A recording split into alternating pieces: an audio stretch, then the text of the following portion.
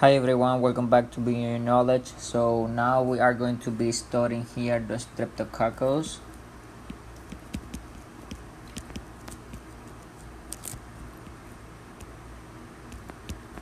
algorithm, okay?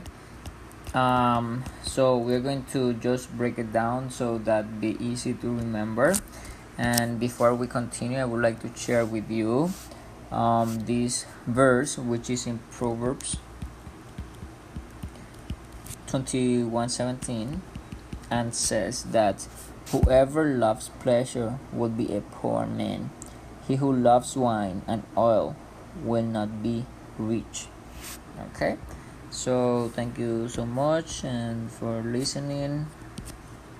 Okay, now Streptococcus algorithm. First, before we continue with this, so we should mention that we have the gram-positive cocci. Okay, so this is a gram-positive cocci. So in the group of the gram-positive cocci, we have two. Okay, one of those is going to be staphylococci, and then staphylococci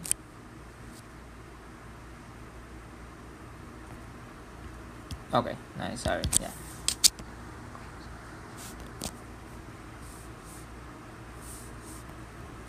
Okay, there we go. Yeah, so staphylococci, it is catalase positive, okay? So it's going to be catalase positive, okay? And then the other one, which is a gram-positive cocci, it is the streptococci, okay? So streptococci.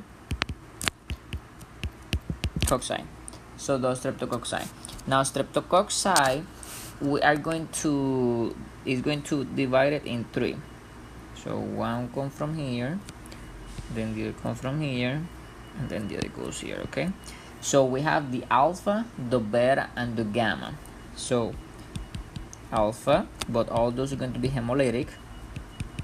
Okay, then we have the beta hemolytic. I'm going to just, and then the gamma hemolytic. Now each of those has a color, or not the color. So if you see the word hemolytic here, so we're going to see how is the hemolysis on each of those. The alpha one, they have a partial green hemolysis. So I'm going to write it, so partial green hemolysis, okay, or hemolysis, okay. While the beta hemolytic has a complete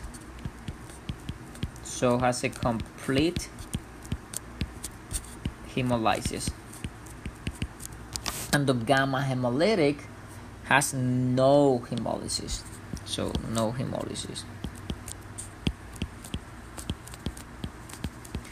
Well, with that in mind, so now we can learn if we use something to identify those. So we're going to open a new slide here. So we're going to start first with the alpha one. Okay, so you have your streptococci here, then you have your alpha, which is alpha hemolysis, which we already know that is the partial green hemolysis. And because the partial green hemolysis, so now what's come next? So this partial green hemolysis, we are going to use something that we call we're going to split it in two groups. Okay, one group here and then the other group here. So the first group is going to be optogene resistant. Okay, so we're going to do this test, optogene. So we have in the Petri plate, so we put a optogene, which is it excuse me. Yeah, so we put the optogene and it is resistant, but another characteristic for this one, it is bile insoluble. Okay, now we need to know which kind of microorganism are those. So that's when you do those tests. So we have the viridans. So those are the viridans streptococci. Okay. So this viridans streptococci we have. So this is the one, viridans streptococci. But what does the viridans streptococci can cause? So they can cause dental caries. Also, but why do we have dental caries? So remember that this is in a microorganism. Exactly, this is a bacteria. Okay, bacteria like sugar. So if bacteria like sugar and you eat too much candies and you don't brush your teeth, that cause caries. So it is sad. Okay, now well, so these Streptococcus viridans cause dental caries, but also can cause that we call subbacterial endocarditis after the dental work. Okay, for this reason it is important. So here what we do, so we usually give to the patients before they do any dental work, they give usually penicillin or antibiotic if the or another kind of antibiotic if the patient is allergic to penicillin. But yeah, so just to review before we enter into the other side of the alpha hemolysis. Okay, so the first one that we saw in alpha hemolysis was the microorganism that they are uptouching resistant and they are bile insoluble. What are those microorganisms? So the viridan streptococci. Those viridan streptococci, so one of those, they can cause dental caries and subbacterial endocarditis and dental work. Now, if we have one group which is uptouching resistance in the alpha hemolytic, so we're going to have another group which is going to be uptouching, but it's going to be sensitive. Now this uptouching sensitive also is going to be bile soluble. Okay, now probably you're asking, okay, but I want to know which microorganism it is bile soluble, uptouching sensitive, which inside of the Streptococcus alpha hemolysis.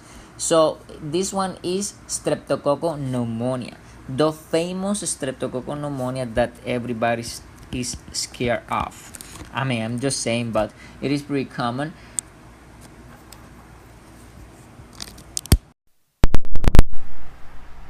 So yeah, this is Streptococcus pneumonia is a common microorganism.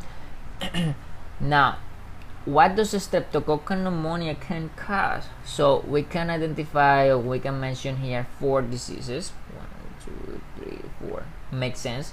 So the first one, pneumonia. Okay. The second one, meningitis. The third one, otitis media. And the last one, but not least, is sinusitis. Now, if you see a patient that has any of those signs, so this is one of the most common, is going to be Streptococcus pneumonia. Could be caused by other things that are different causes of pneumonia and meningitis, otitis media, but this is one of those that can cause any of those.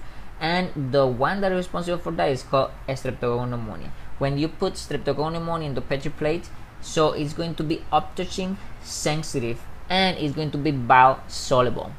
Okay, so now we can move to the other slide. So that was the alpha hemolysis, which is an alpha green hemolysis. So now we're going to open a new one here, and then we're going to talk about the beta hemolytic. Okay, so the beta hemolytic, so we let me just write this more up that we can have more room then eventually. So the beta hemolytic so this beta hemolytic, it is complete hemolysis. Okay, so this one is going to be complete hemolysis. And also now we're going to see the same, so but with different things that we're going to use to identify the microorganism. So we're going to split in 2 again. Okay, so we have 2 groups. One of those groups that we're going to have here, so we're going to use the PYR. So the PYR stand for pyrrolidonyl aryl amidase. Okay. Let me write down this word here for us. So PYR stands for PYRROLI,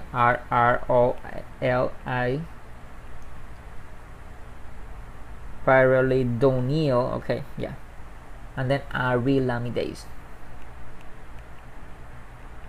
So use PYR or pyrrolidonyl aryl amidase, and then you check this one, and it's going to be positive. So this one is going to be prior positive, and the other things that we are going to measure is basic tracing. Okay, so and basic tracing is going to be sensitive to this one. Okay, now, but which microorganism we're going to identify with those? So imagine you are in the lab and you want to check the microorganism. You put the PYR is positive, basic tracing sensitive, and then the microorganism is going to be, we'll see right now.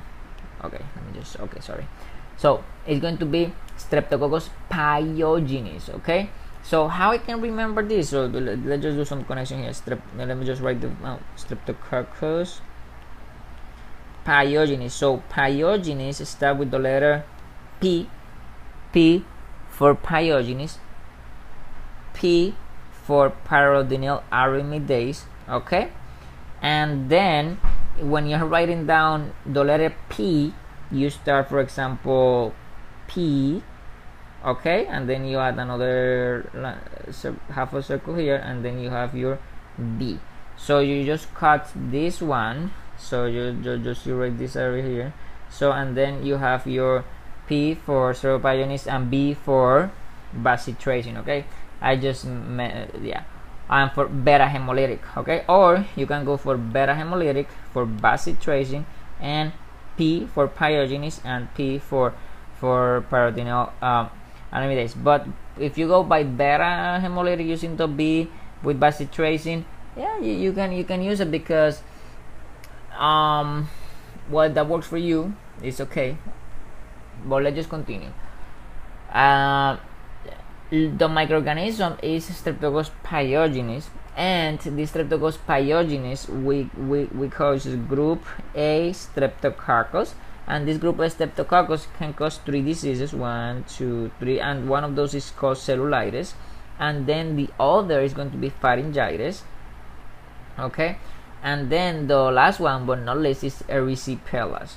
Okay, so if you see in a patient with any of those, so who is responsible? Streptococcus pyogenes, because group A Streptococcus and can cause cellulitis, pharyngitis, erysipelas. And how I can identify? So by the test, so it's going to be PYR positive and it's basic tracing sensitive.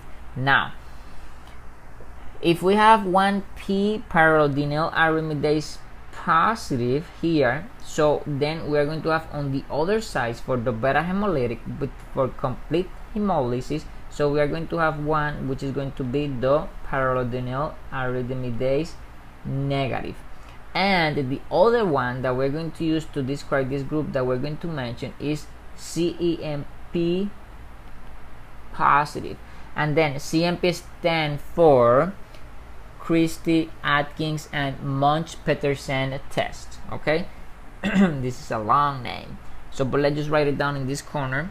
So C stands for Christie, so like the female name. A stands for Atkins. I think that there is an app also that is called Atkins, if I'm not wrong. I know that I heard something similar before. And then the other one, so now we go to the M, and the M stands for Munch, and then the P, which is for Petersen. Okay, Petersen, and this is a test. Okay, so this is a test, and this is called CEMP.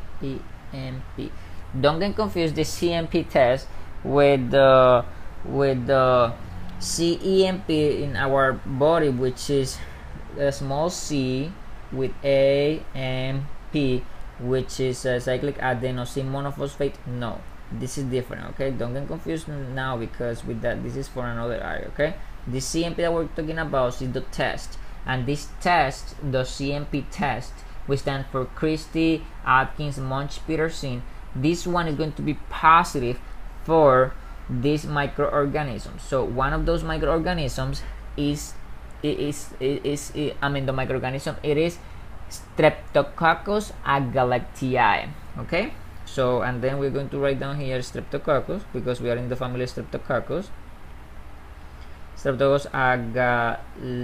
agalactiae, S with A T I. Okay, I hope that should be fine spell. Yeah, and this Streptococcus agalactiae is inside of the group B Streptococcus.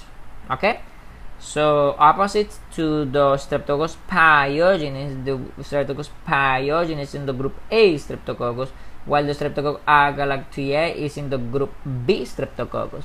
And then this group B Streptococcus, so B for baby, and B for baby, and babies come from the neonatal, they are neonatal any time. So that means that this one is responsible to cause neonatal sepsis.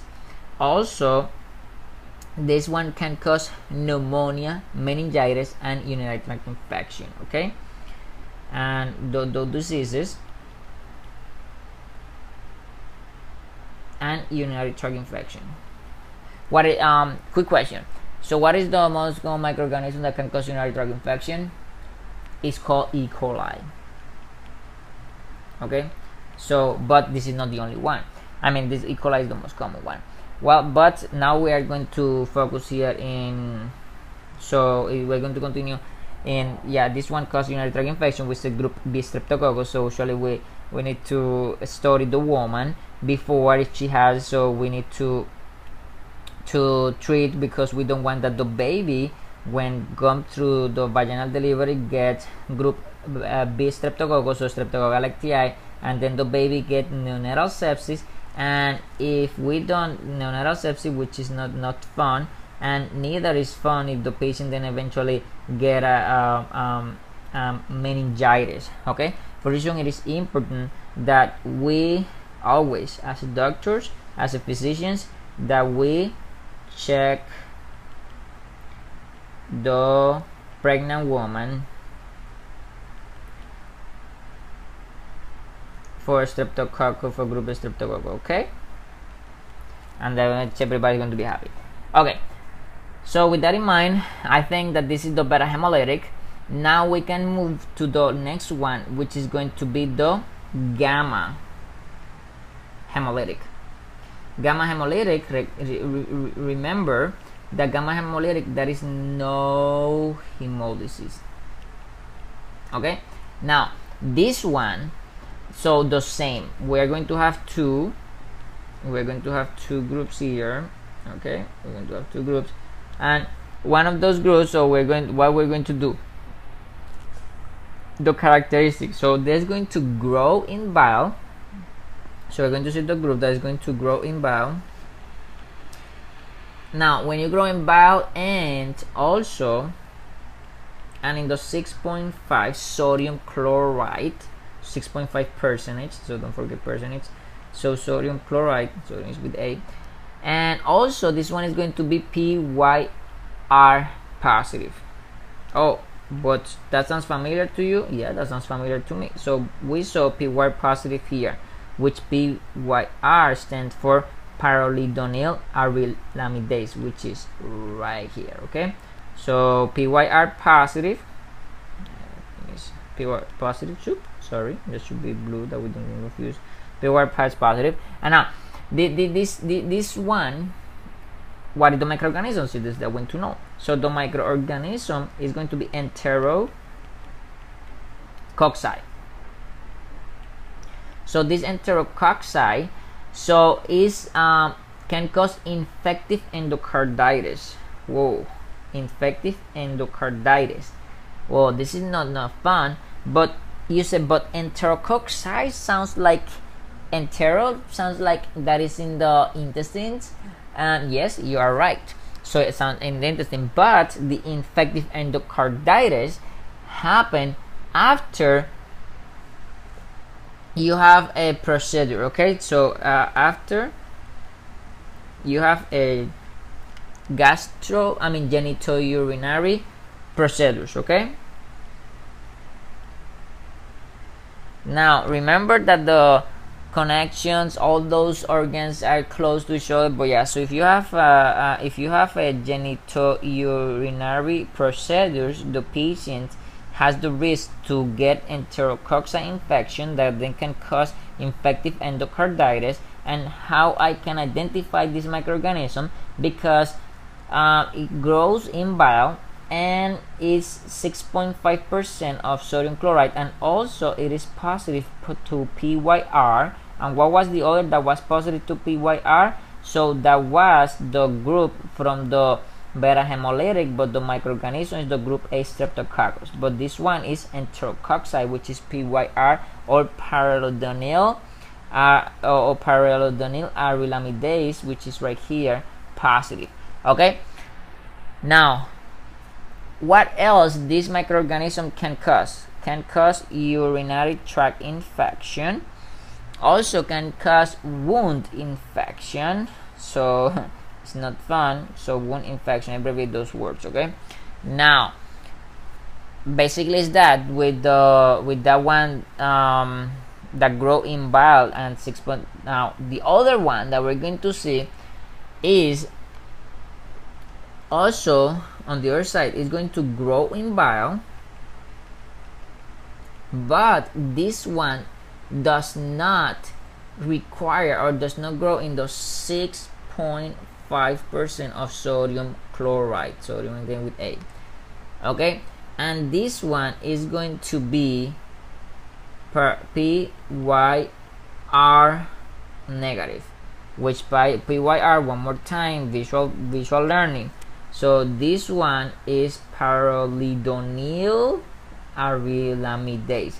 This is a very important test. So because we see that this one we have been using for the beta group and for the gamma group, and in the beta group we have the positive, which is Streptococcus pyogenes, causing cellulitis, pharyngitis, and erysipelas, positive.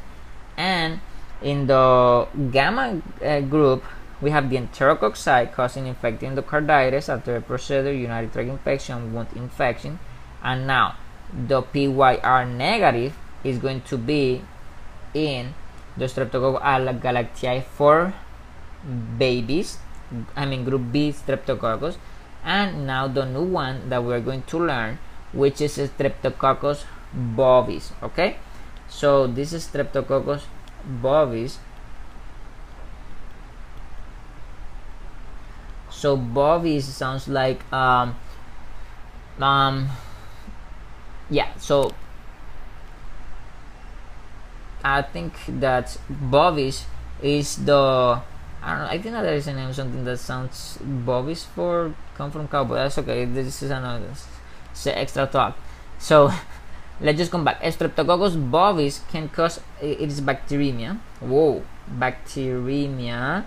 So bacteremia, basically bacteria come from bacteria. Emia means that is in the bloodstream. So that means that Streptococcus bovis can go to your bloodstream. Okay, this is not good. Now this patient can develop this bacteremia also with infective endocarditis associated with colonic cancer. So besides to this bacteremia, go and then into your heart, cause infective endocarditis.